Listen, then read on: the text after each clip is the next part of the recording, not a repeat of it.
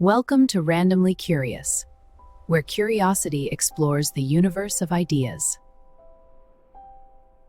Complex life on Earth is built on a specific biological trait. Plants and algae breathe in carbon dioxide and exhale the oxygen we need to survive. About half of that global oxygen supply is manufactured by green phytoplankton, microscopic organisms drifting near the surface where sunlight is abundant. But water is dense, and solar rays can only travel so far. Below a few hundred meters, the light fades, and photosynthesis becomes physically impossible.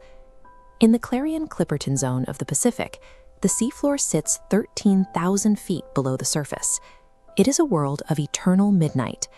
Yet in this total darkness, researchers recently detected massive, sustained concentrations of oxygen actively bubbling up from the sediment. Finding actively generated oxygen in a place where photosynthesis cannot exist contradicts our standard understanding of how Earth's atmosphere is produced.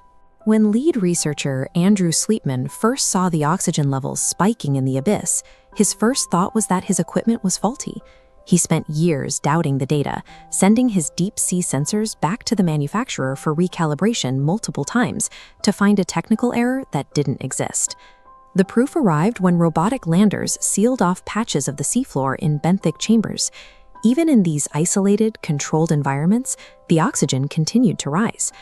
The team initially looked for a biological culprit, assuming some undiscovered, dark-adapted microbe was somehow exhaling the gas. While a new biological process would be significant, the actual source of the oxygen turned out to be purely geological. To test the microbe theory, scientists poisoned the water samples with mercury chloride to kill every living thing. The oxygen levels inside the samples continued to climb. This gas was originating from millions of lifeless, potato-sized rocks scattered across the abyssal plain. These polymetallic nodules form over millions of years as metals like manganese, copper, nickel, and cobalt slowly precipitate out of the seawater and harden. These metals are not distributed evenly. This internal imbalance creates a difference in voltage between the rock's layers, separating electrical charges and turning the rock into a natural battery. Probes on the surfaces of these nodules measured active currents reaching up to 0.95 volts. The abyssal seafloor functions as a massive natural chemical factory, powered by electricity. In a lab, you can split H2O molecules into hydrogen and oxygen through a process called electrolysis, but it typically requires a threshold of 1.5 volts.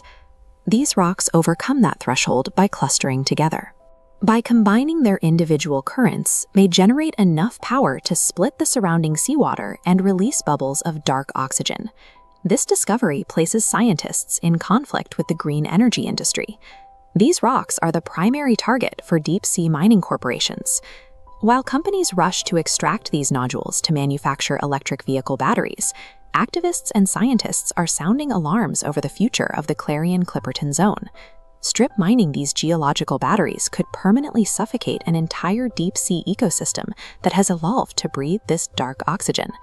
The implications of these geo-batteries extend far beyond our own ocean floor, altering our search for life in the rest of the solar system. If oxygen can be produced without sunlight, then the habitable zone for alien life is much wider than we previously thought. Jupiter's moon Europa is encased in a thick shell of ice, hiding a massive saltwater ocean that never sees the sun. Saturn's moon Enceladus sits in the same darkness, housing a subterranean sea beneath a frozen exterior. If these moons have metal-rich cores and rocky seafloors, they could be generating enough electrical current to sustain oxygen-breathing biospheres in their deepest corners. The discovery of dark oxygen proves that life doesn't need a star to breathe. It only needs the right chemistry in the dark.